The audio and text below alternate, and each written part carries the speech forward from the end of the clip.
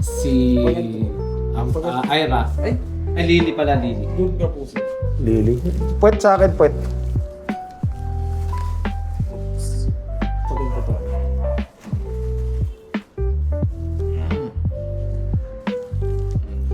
Mata mo. Tingnan natin kung may laman.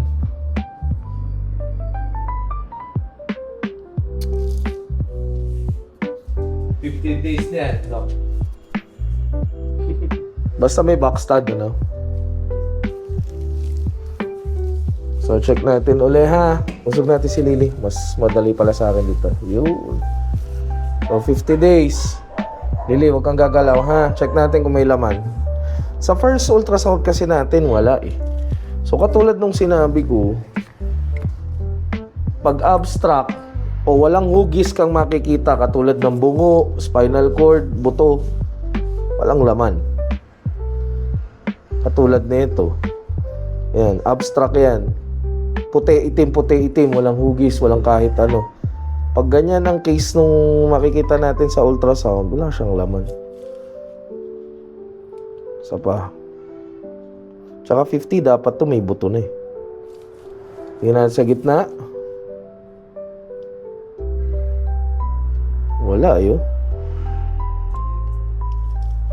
Ilang. Ito wala din. Kanan na tayo, ha? Wala din. Backstab na lang. Oh? Tinanong nyo kung bakit daw siya may tahi. Yung pinsan ko nakakausap doon sa pinagalingan nito. Sino yung nagpunta ng Canada? Tapatanong nyo nga kung bakit. Wala yun.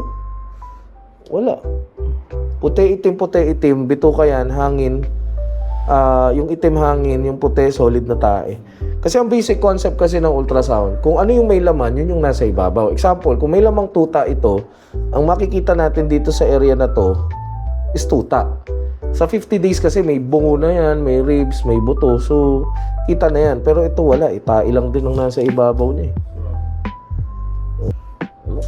One din, ang sabi sa kanya, ginawang pet lang, di ba ginamit. Pero may biyak.